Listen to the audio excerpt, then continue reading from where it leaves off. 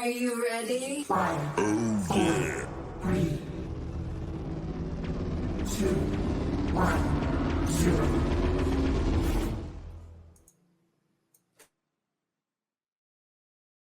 What's up, y'all? Trent Small, the chef, aka Red Specs. I'm in the building with my co-host Papa Wolf, aka Alpha Moon, and this is Food for Thought, man. We're back. Live every Thursday night from 8 to 10 p.m. We'll be discussing food, music, and the truth. Streaming live on all platforms, including Spotify for podcasters, man. And as we do it every week, man, we just gonna get into it. Let's go.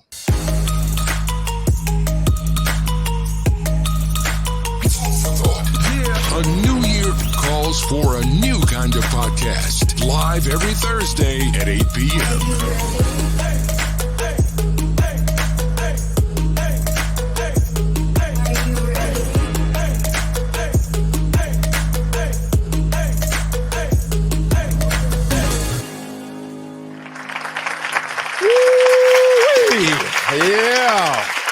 Welcome to Food for Thought. I'm your host, Trent Small, the chef, aka Red Specs, in the building with my brother and co-host Papa Wolf, aka Alpha Moon, is in the building with me, man. Yeah, man. We'd like you to follow, like, share, and hit that subscribe button so you won't miss any of the episodes, man. And turn on that notification also so you don't miss an episode, man. We appreciate it, man. Yeah.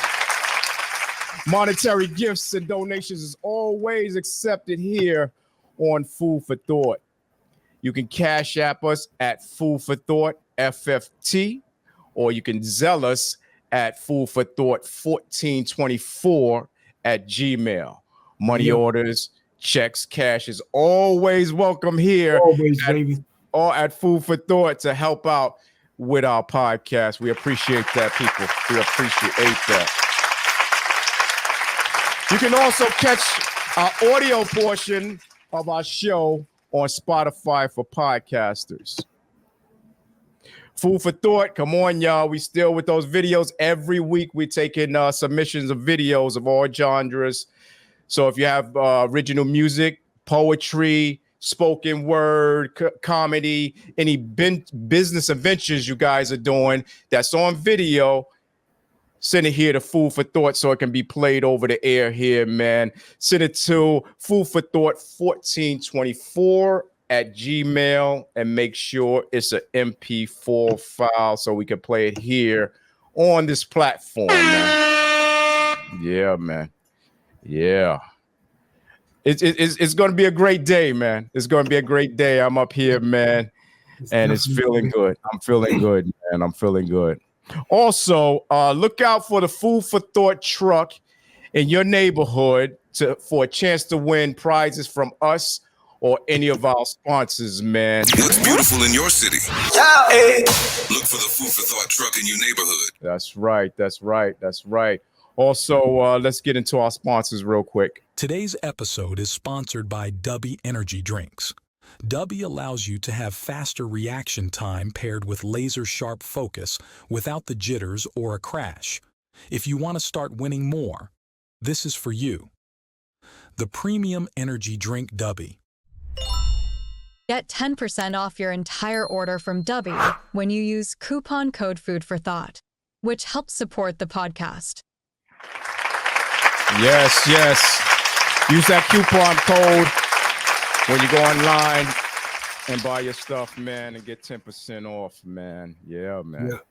Yeah. Definitely. I know we've been getting a couple of them little drinks and stuff like that. I got Yeah, all the time, man, all the time.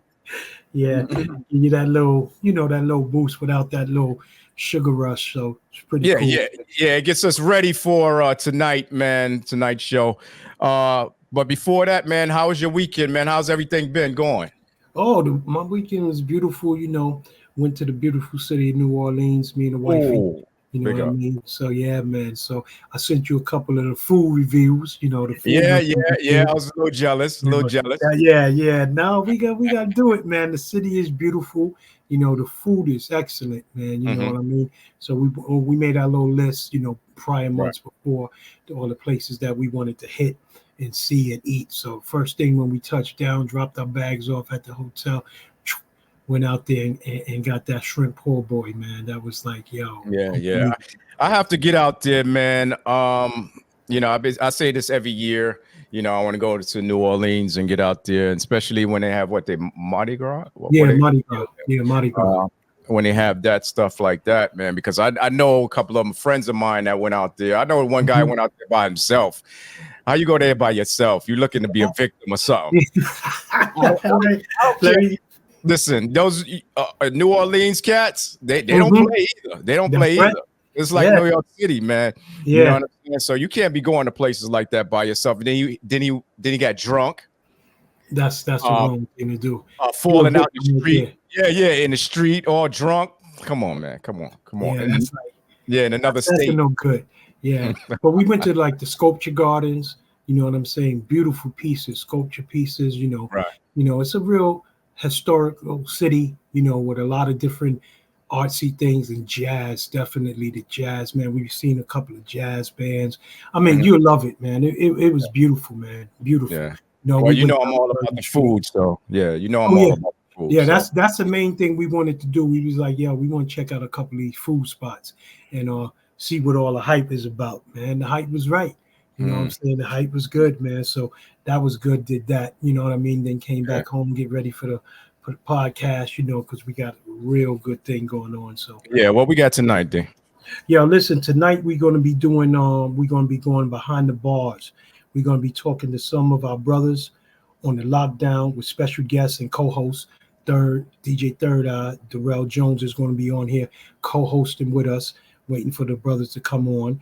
And we're going to have brother Rickey, you know what I'm saying, on Rick McGee. He's going to be on the phone calling in, you know what I'm saying, and giving us his story and the rundown. So it's going to be real informative. It's going to be real educational. It's going to be really something that brothers need to really look at and see what's going on and talk about, you know, the reform of the justice system. So, you know, and what better people to have on? You know, you got 32 years incarcerated for a crime that he didn't commit. You know what I'm saying? And was free. You know what I'm saying? He got, you know, clemency or free, not clemency. You know, everything dropped. And then, you know, we still trying to fight for the brother, you know, Mr. McGee, and try to get that stuff straightened out. So Third going to give us some insight on that, you know. So behind the walls is going to be good for food for thought, man. You know what I mean? No doubt. And then we're going to have Pinky come in with the news and stuff like that. You know? Yeah. You was going to say something now. No, I'm gonna make a little something, just some, you know, stuffed mushrooms. I'll do that later. You know. Stuffed mushrooms. What you stuffing them with? Listen, stuffed mushrooms with some Parmesan cheese and bacon. Oh. So yeah, you guys don't want to miss that. Big up to that. Yeah. Definitely got to get into that. You know what I mean? Get into some of that. So what else you got, baby? Yeah. So it's weird that that we're talking about the incarceration, wrongfully accused and stuff like that, and this brother Rickey Fuquan McGee is going to be in the building, like you said. He's going to be calling here from Norfolk State Prison, and we're going to chop it up with him, man. This gentleman is a 45-year-old African-American man who was wrongly incarcerated in 1997 when he was just merely 19 years old. He was unjustly convicted in 1990 in Suffolk County, Massachusetts, and we're going to hear his story, and that's going to be exciting, man. That's going to be really exciting, man. It is, and you know, I know we wanted to do this for a long time. We was trying to put it together in the first season, you know what I mean, and in the second season we started putting it together with the help of Third, you know what I mean. And I think for me it's important, you know what I mean, because a lot of brothers is getting locked up for a lot of different crimes, and sisters. And sisters. You're totally right, respects. You know, Mm-hmm. you can't forget the sisters, the queens. So it's good that somebody shed some light on this. You know what I'm Right. saying? Even though our light might be a little bit small, you know what I'm saying? But then when we get brothers like Third and them to come in that, that can shine that bigger light, when we put it together, Yeah. that's it. Yeah, Spotlight. because we can't begin to imagine what's that like. You know what I'm saying? Yeah. Me and you hopefully would never get to feel what that is like. Yeah. And these guys can shine a lot of light on that subject and what people can do to avoid what they Or went try. through. You know what I'm saying? Or try. Yeah, or You know, try. And and these gentlemen, been there. Yeah. One been there, one still there that we have to get out of there. Free Uh-huh. McGee, hashtag free McGee, Y'all Fuquan. gonna see that y'all gonna see that all day. You know All what I'm day. saying? Because All it's day. important, for the people to know, what time it is with him, and getting these brothers that's there, getting them free. You know what I'm Yeah, saying? yeah. And getting the support that that we need to get behind this, because it's not just one organization or one person or one podcast, or it's everybody, Yeah, trying yeah, to get, yeah, if you got a voice, then say something. You know what I'm saying? Do your research on any of them, and do your research. And if it's unjust, whatever you could do, the little thing you could do, donation, put it up on your Facebooks, do what you got to do, because this is a real serious problem. And this goes Exactly. back for a while. You know what I'm saying? Mhm. This goes back for a while, brothers getting incarcerated and stuff like that. So, and we got young kings and queens that we don't want that to happen to them. You know what I'm Yeah. saying? So it's Yeah. And we're gonna get into a lot of things, not only today, but during the course of next season or whatever too, where behind the walls, we're gonna hopefully have a segment going on behind the walls with our special guest Darnell Jones, and try to keep that going, man, because somebody out here has to be the voice of them sometime. You know what I mean? Yeah. And if Yeah. it's us, then it is what it is, Yeah. and it's privatizing jails and everything. We have to get into all of that, Yeah, we definitely got to address that, we got to because address that. I Yeah, remember yeah, that. You know what I'm saying? yeah. I remember the songs that we did. You know what I'm saying? For the Obama thing that we won the award. And it's so much, man. It's so much, man, that people could do. You know what I'm Yeah, saying? I was looking on a YouTube video of Crazy Bones, and him and his partner was on the show, and they were discussing privatizing of the jail cells and the system and stuff like that. And it was an interesting story. Interesting. So one day I want to hit up into that, man, and get into that, because a lot of these companies that we glorify, a lot of these companies that we giving money to,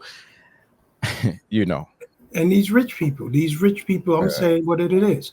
I'm gonna say before Pinky come on and start saying it, because he tight about it.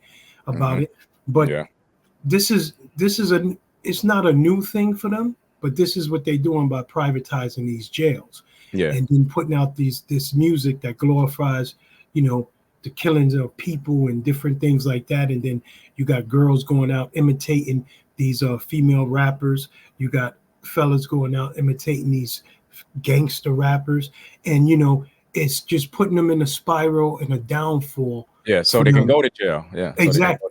You know what I'm saying? Meanwhile, every person that goes in there is money for these people that own these private jails. And I want to ask Third and them about that. You know what I mean? And get into that. I know it's so much stuff. That's why we had to chop it up to this behind the wall segments. You know what I mean? And get it, because there's so much information. We want to make sure that the people get it and soak it in. You know what I'm saying? And hopefully they, get some knowledge and get somebody and help somebody, each one teach one, so on and so forth. So that's that's how I feel about that. So I'm raring to go and get into that. Yeah, man. It's crazy.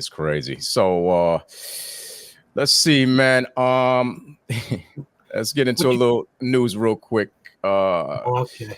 Yeah, so Taylor Swift concert tour in Australia got canceled Officials announced the arrest of 2 men whom they accused of plotting a terror attack in Vienna, with one of them focusing on several stadium shows that the singer was planning to do for this week. Matter of fact, today is Thursday. Yeah, she was gonna start a show today, and at those shows, nearly like 200,000 people was expected to be there at this concert, which was today, like I said. So it's crazy. It's crazy. And when I was checking that out too, respects, these kids that planned this, they was going to run the car into 19 a whole bunch of young kids that been radicalized to do these different things. So people are looking at Muslims coming in and doing this, and older people. These is people that's here, that's going online looking at all this false propaganda and different things like that. You know what I'm saying? And then wanting to hurt people. Can you imagine that? All of those people, I seen a 15-year-old with a mom on the news, and she was talking about excited about the concert, had the little shirt on and stuff. Little innocent girl. Yeah. And like they said, one of these guys was 19 years old from Australia. He was an Australian citizen. Had recently pledged alliance to Islamic State online, and had he focused on potential targeting those concerts. So I'm glad that they shut it down and they wasn't being money hungry and trying to get money and do the show anyway, because some of them do that. We fine, we caught the guy, but that don't mean that's the only guy. Exactly. And I think, if I'm not mistaken, it was a couple of them. It was like two more. It was like two more of them. So no telling, what they was going to do. They had some stuff inside their car and at their home. And, it's just crazy. And all these big events, speaking of, New Orleans, I was in there, Bourbon Street. I'm looking down. I see all of these people. The streets wasn't closed off at a certain time. You know how they block it off and they have the pedestrians walk. You just got to keep your head on a swivel in these day and age times. What can possibly happen? I'm posted up on the corner looking, and I don't like all them crowds and all, but these are the things that we have to watch out for now in this day and age. And it's a shame. But they give a concert, you think you're okay because you're in the stadium. Now they trying to get people before they even get into the stadium. Scared to death, man. We see you, baby. That's crazy. Dug out there. Well, listen, tonight we have a special co-host guest, the bad boy of Good Talk Radio, the host of BumpThatRadio.com and the Strongest Link Radio. Darrell Jones is in the building, man. He's in the building. What's up, brother? What's going on? Peace. My dude, how you feel? Good. Here, man. No, I want to stream right to this, right? You ain't gonna do my director thing, but I do want to stream right to it because Fu is on the phone now. Let's go. Let's go, baby. Let's do it. Let's go. I can hear you quit. All right, cool. Yeah, we got on the phone. Huh? I said, hit him with that guy. Yeah. How's that thing? Yeah, we gonna get into it. We're gonna get into it. First, Fuquan, you giving us permission to interview you today, and at any time, if you're unwilling to answer any questions, you don't have to answer it. So you're giving us a permission to record you today, right? Yeah, word. I'm amongst family, man, so we gonna be transparent and keep everything true. Okay, true. No doubt. I just put that out because just in case you have a case going or something going on, you don't want to be putting too much out there and stuff like that. We gotta make sure our brother good. Yeah, man. So tell the people who you are and where you came from. Where you come from. First and foremost, I appreciate the platform, the team at Food for Thought. Just here to add on, not subtract or divide. And originally, I'm from Boston. Okay. Mattapan, Dorchester, Roxbury was considered the hood of Massachusetts. A lot of people see Boston and see a lot of white faces, man. But I grew up in the projects out there called Franklin Hill. Also dealt with Dorchester and Roxbury, which is pretty much the hub. That's where Malcolm came from. And was generally just a came from a single parent household with 4 sisters, man. So I felt very protective of them growing up. Just growing up in the 80s, man. I was born in 78, so the 80s in the city at that time was chaotic, obviously, with the crack era. And, you know, my therapy at that time was hip-hop. Hip-hop was the thing that was popping. Yeah. That articulated the streets to me in a way my family didn't. So I just became, you know, a young brother growing up in the hood, loving music, loving basketball. Living life, man, just trying to identify an identity throughout the war zone, you know, which the hood was at that time. Highest murder rate in the city at that time. So, you know, just a young man just trying to figure a few things out in an environment that wasn't doing its best to show me a way. Okay. Gotcha. Can you tell, because I know you in Norfolk State Prison right now, right? Yeah, indeed. Yeah. What events led you to being incarcerated, and how it started? Yeah, so, you know, obviously growing up in the hood, you know, mother felt like needed a change because a lot of things was going on. My big brother, my mentor, was locked up for a homicide when he was 16. I was 13. So, you know, she moved to like a remote area, you know, like a college part of the city called the Fenway. As soon as I went there, you know, I was different. Like I'm walking around with fatigues on. You know, they stopping me every 2 or 3 minutes. I'm with my man from the city. So, you know, I just had a target. You know, there was a homicide that had transpired out there, and I became prime suspect number 1. They were looking at no one else. And, you know, generally in 97, they just entered a case based on selective prosecution to try to convict me of a homicide that I've been fighting for the last 27 years. So, you know, at that time, you know, Suffolk County, even to this day, was considered a majority black or brown county, but it has the worst homicide division, one of the worst homicide divisions in the country. There's more wrongful convictions out of Suffolk County, almost akin to any other state in this country in the last 30 years. So, you know, they engineered a conviction off of me, government misconduct, police threatening witnesses, not disclosing exculpatory evidence, to really engineer a conviction I've been fighting for the last 27 years. Okay. This is this Papa Wolf. We got that. Take us back a little bit. Briefly take us back to the day that you was charged with this crime. You were 19 years old. Doing our research, we heard you went to the store. Just take us back briefly on that, so the FFT audience will know.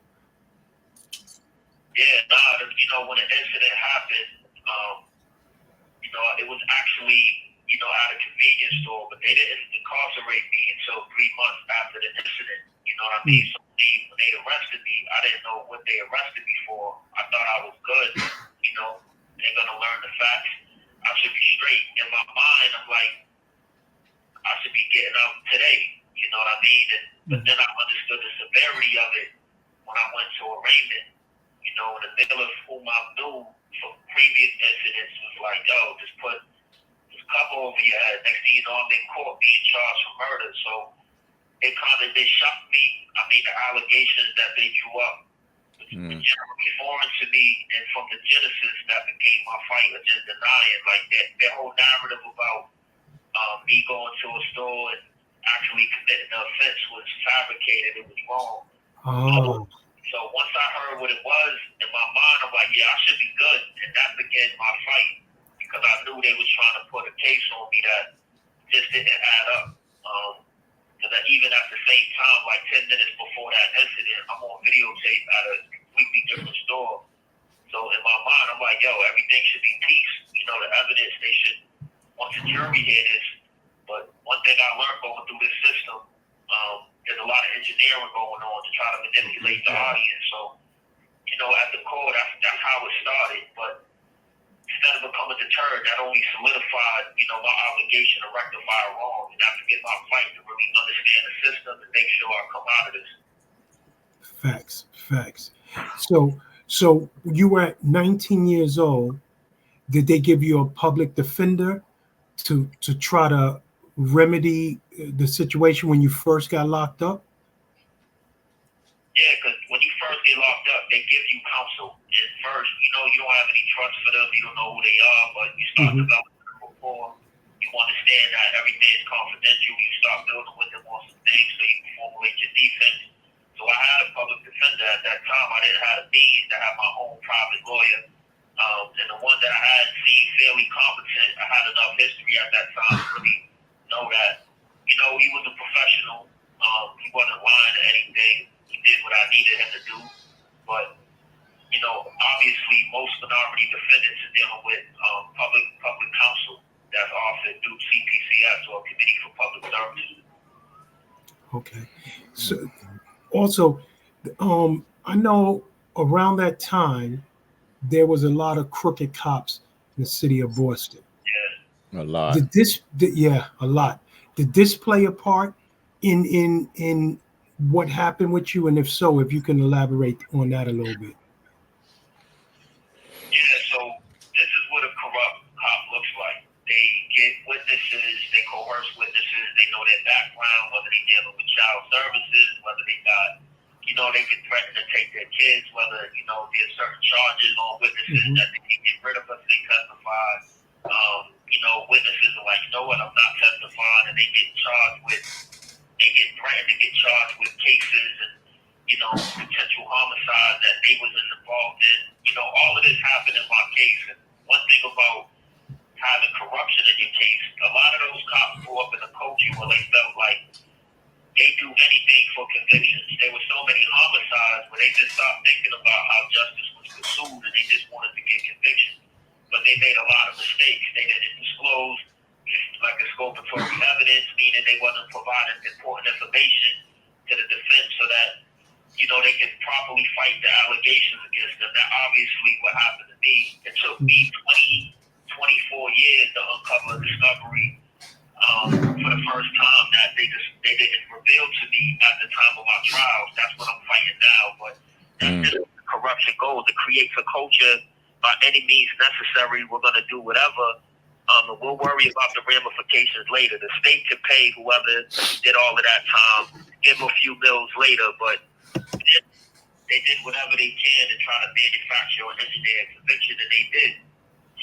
But corrupt cops was just part of a corrupt culture. They wasn't fruits off the poisonous tree. They was actually the tree. So it was just distorted and corrupt. Yeah, man. I think that was in New York City as well, man. Especially back in that time, man. There was so many corrupt cops and stuff like that. You put some money in their hands, they do this, they do that. And it was a bad time, man. It was a bad time at that time, man. I want to ask, do you replay the events which led to your incarceration over in your mind? Like, should I have went to that store that day, or should I? Do you replay this in your mind? I mean, the things that I was allegedly doing was normal things, like going to the store. The biggest thing that I couldn't eradicate or eliminate was my race. Like, I was black. I was a young black male who, to them, fit the stereotype, and there's nothing I would ever change. I can't really replay the incident because I don't know it. I wasn't there. I wasn't a participant. Yeah, exactly. Because I did read somewhere that within a year, I think you got stopped like 49 times. That's like harassment. Yeah. Yeah, word is born. Yeah, but for me, it was normal. I'm thinking at that time, I'm giving them alien. I'm like, yo, get out of here. I live over there. I wasn't really thinking about discrimination. Dudes get stopped in the hood all the time. Especially at that time. Yeah. You were young and you wasn't thinking like that. You wasn't thinking that they out to get you or they're targeting you. So I'm not really bringing the heat, but they acknowledge me every rip.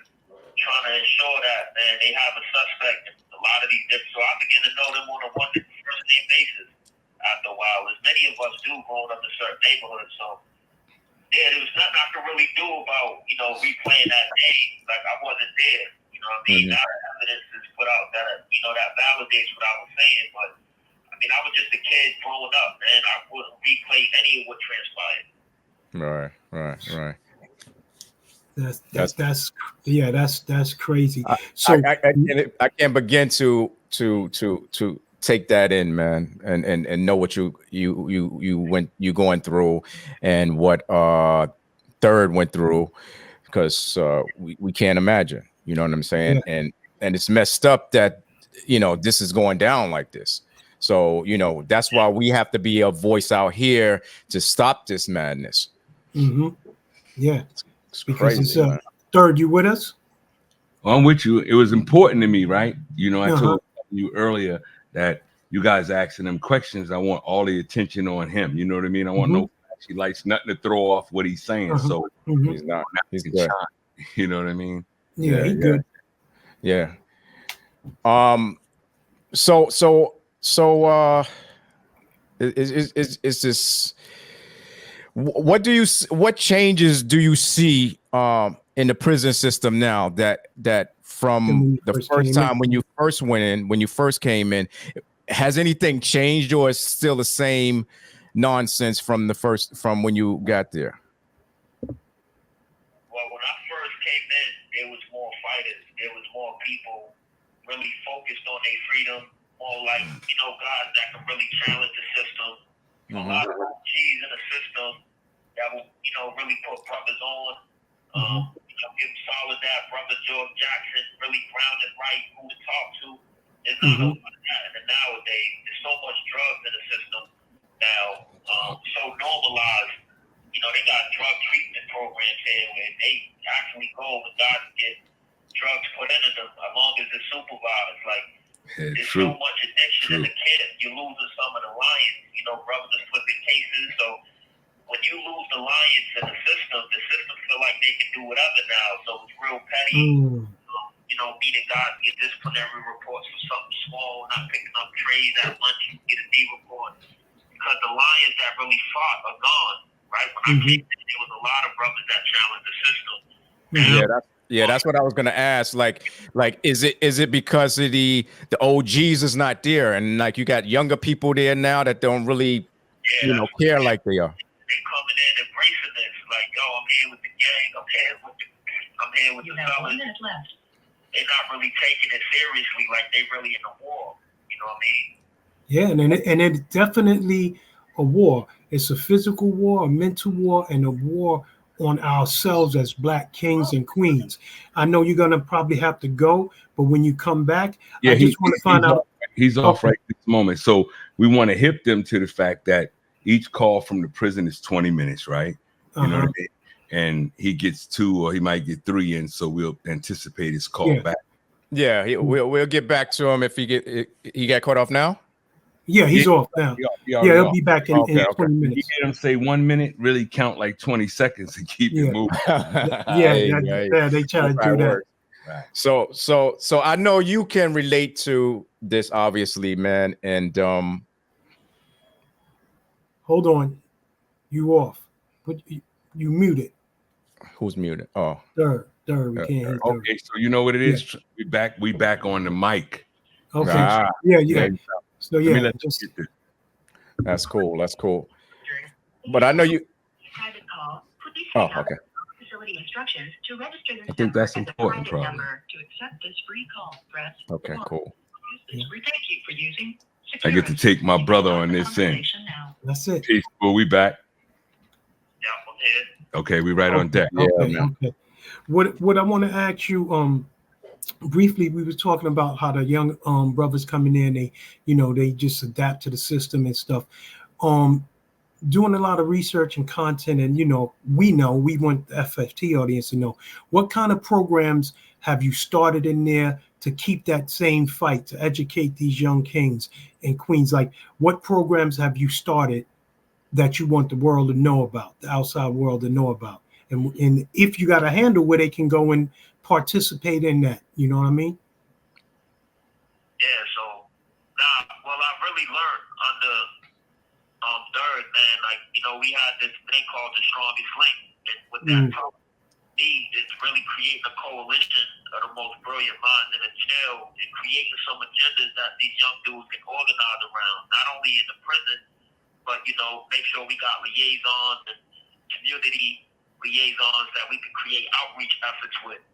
And once we started doing that in like 07, 08, then I really got the seed that I needed. So, when the brother eventually went home, in like 2017, I was already creating, this project called Know Your Smoke. Where I was building with a lot of young individuals from different neighborhoods. Like, I mean, they was here for homicides against other neighborhoods, so in their mind, it was legitimate smoke. But what I was really trying to convey to them is, we was through redlining, our community was actually engineered to create genocide. You know what I mean? We took it out like, you got some issues with somebody, but you got to really know your smoke. And started teaching them civics, how to create laws to really combat the system that actually devastated our communities. And through the AACC, which was the African American Coalition Committee, we started doing incredible things, really bringing gang leaders together, creating truces. When guys came down here from different neighborhoods, brothers squashed it, so that we could focus on the bigger fight, which is trying to get dudes home. Out of that, like one of the projects is the Harriet Tubman Project. My brother Third, he had Harriet Tubman when he was here. I didn't even really know it, but that's just where our minds were. We were kids. So with the Harriet Tubman Project now, like, we're trying to get brothers home. They're from different neighborhoods. They understand how the system ultimately played them against their community. Now they're trying to fight to get their cases back in front of them.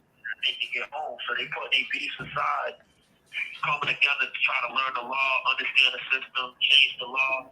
Like, we a joint venture with the intent of trying to change the system. So eliminate that personal smoke from the hood and work on this smoke when it comes to the system. We've been able to do it effectively, like, for the last 5 years. Yeah. Most proud of. Yeah.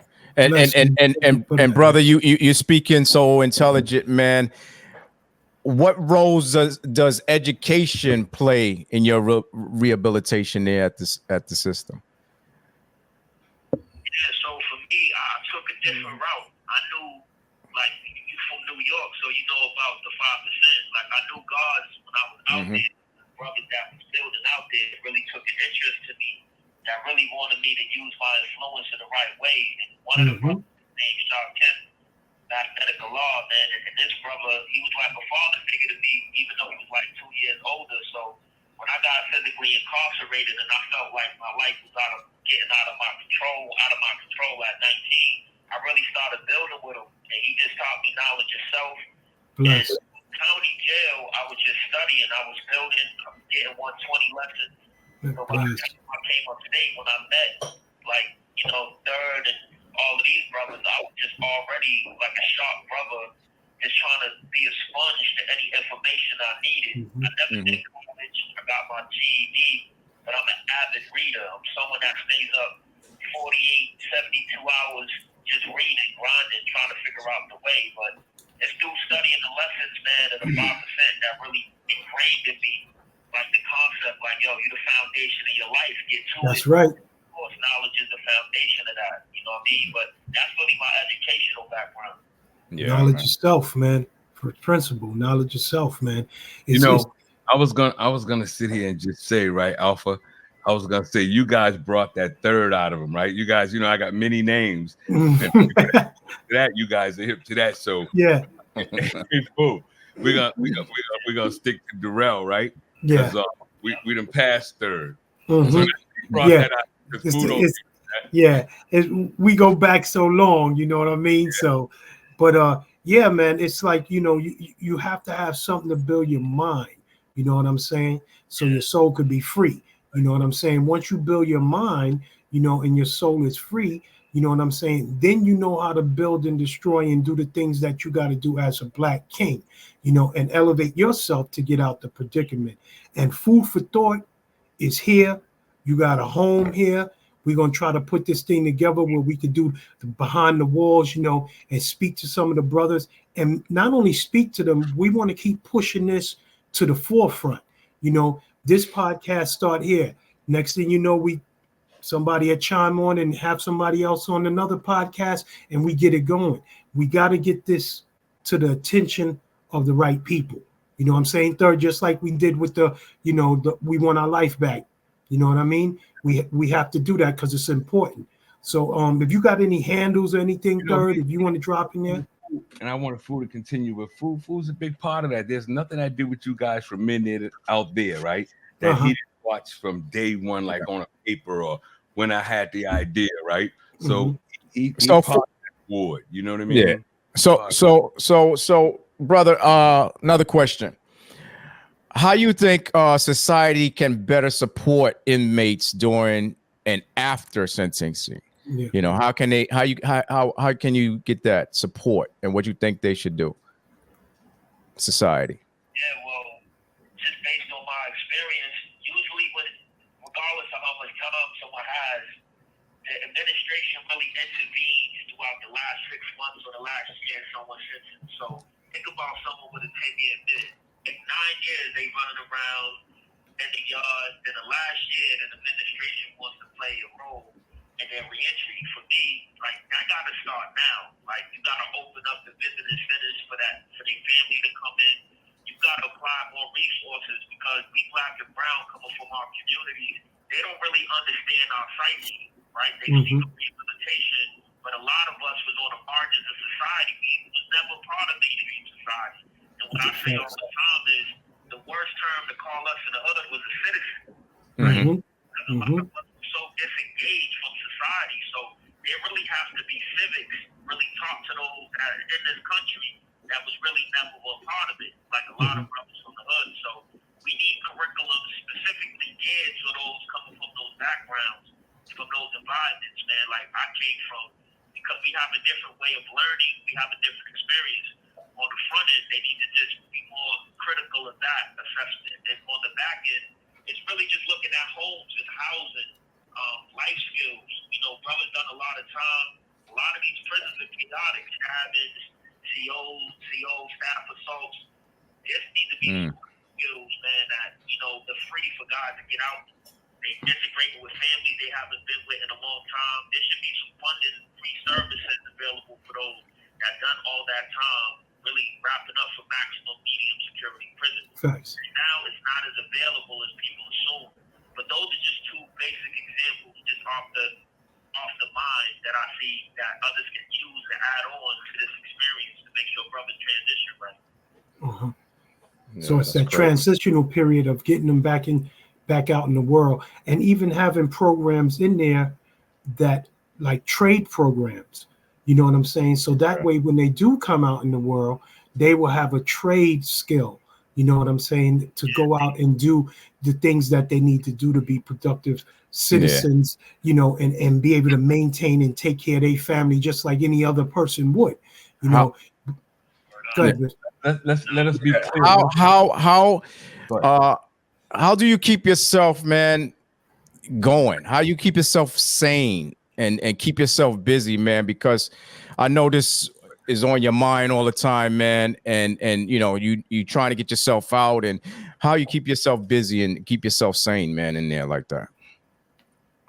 I got a beautiful support. You know what I mean? I got my brother Darrell. I mean, he's a brother to me, not nothing less than that. And then I got a beautiful queen, Jackie, holds me down, like visits and just being there. I build sites. You look at the Free Fuquan page on Instagram, the Rickey, Fuquan, McGee on Facebook. She operates all that in our Harriet Tubman project. So, just having a beautiful queen I do this work with, man, is very therapeutic. And I just got a strong family that's behind me and a good group of kids on this side, man, who really fight the system. But that's really how I stay grounded. You know what I mean? In this space, I just know every day is a Monday in here to me. I don't take a day off, but anytime I'm with the queen and building with my bros, it's definitely releasing. Right. Do you have kids? Any children? Anything? Nah, I don't. Not that I know of, but Oh man, because I was just gonna ask you, man, like how you deal with loved ones coming to see you Family and members. yeah, family coming to see you and they leaving out the building and they not leaving with you, man, because that's kind of heartbroken to you and to them. And they eyes, I see the hurt in their eyes. Like it's hard for some of them to even come see you, right? Yeah. They rather be on the phone, but you know, to see the barbed wire fences. I'm in a jail with a big concrete wall surrounding it. So when they driving up here, they see that. It's real emotional for them, especially my nieces and nephews. But we do the best we can do it, man. I try to stay as real as I can about it, regarding where I'm at in the fight. But you know, it's hard on all of us, man. I just keep fighting, man, and eventually come home. Yeah. Remember, the journey you walk is the journey you walk. You know what I'm saying? Well, rather the destination you walk is the destination. The journey is when you get there. And along that destination, you just take your time. It might seem long now, you know what I'm saying? But keep fighting, keep punching. We'll keep fighting and punching, and it gotta happen. You know what I'm saying? Man. It gotta happen. Yeah, because I know your time is limited, man, and we just want to know, like, what would you say to young people about jail and the advice you would give them to avoid, not saying you had a mistake because yours is not a mistake, but avoid going into prison. Yeah. Yeah, just know that this ain't a place to be building. I mean, they're actually monetizing off our ignorance. And the more you educate yourself, the more you realize that these places are actually monetizing off our ignorance, man. Our dehumanization, our lack of humanity is what they profit off, right? And when you come to places like this, you may be a boss in your hood, you may be the biggest dude from where you from, but then in here you become a kitchen worker, you become someone that cleans their offices, you become someone that is in the yard with people that you once had beef with, now y'all eating together. Like this place ain't what you think it is, and they benefit and they profit off this every day. So if you ever see this as a destination, this is where you come to die. This ain't where you come to live. So just be mindful where your actions can lead to this, right? For the most part, there are wrongful convictions, but the people that can avoid it, man, just go out there and live, because there's nothing behind this wall but death. Facts. Well, one last thing too before you go, is there any hashtags, any handles that you want to give out to the FFT audience, to the Food for Thought audience, so they can check you out, look up some of the information? You know what I mean? Is there anything you want to do? I mean, I know Darrell got a couple. We'll put it up later. But from you, do you have anything? Yeah, we actually got on the Instagram the Free Fuquan, FREEFUQUAN. That there's a lot of content in there, a lot of videos, a lot of stuff I've done out there. A lot of love on that on the Free Fuquan on the Instagram. I also got the Facebook Rickey Fuquan McGee, RICKEY, Fuquan FUQUAN. MCGEE, and also the Harriet Tubman Project, where you can see other brothers fighting for their freedom, and that's some spotlighting some of the things we do in the community, man, to bring awareness around wrongful convictions. So that's the Harriet Tubman Project at Instagram. Okay. Nice. Now on the challenge, right? I'm gonna let you do this thing, but I want to correct one thing, Food, that they got by on you, right? You know what I mean? They get by on us by doing that. Although they may put programs into the prison, our motto is outbuild them. There is nothing in the prison program they could put in there that taught me what we learned. You understand that? That's why there's a word for that. You see what I'm saying? Autodidact. Just like you spell auto. I was teaching you guys, think back years back. Yeah. Autodidact. Autodidact means one who is self-taught. People don't understand if there's a word and there's a vocation for it in the dictionary, and then it's obviously it's applicable to us, right? So we're not among those kind of builders. You see what I'm saying? We're self-taught. We pay attention to what's happening right now and build off of that as well, no matter what program they put. So those programs should involve being able to do the things like we did. Our program wasn't their program. Our program was something they wanted to stamp to. But go ahead, Fool. Yeah. To your point, like y'all know, like me building in the gods when I first came upstate, it was considered a security threat group. So we actually we got them to recognize like the Nation of God and Earth survived minutes, but they wanted me to stop doing it, giving me tickets, but we sued the state and won. So everything we was doing was in our own purview. We wasn't conforming to institutional programs. We was organizing and creating programs from the bottom. So your point is right. And they wanted you to stop. Why? Because they didn't understand the language or understand what was going on? They felt like we was a threat. They felt like, what you mean as like, you know, white people are devils. So they was going through a bunch of different illiteracy regarding the culture. So, but we eventually won the lawsuit in 03, and now we practice every day. But now they come to grips with something that we already was living out. But they wanted us to stop doing it. They see me speaking to somebody. Like, yo, you trying to teach somebody? They didn't like that. Yeah, because they don't want you to enlighten someone.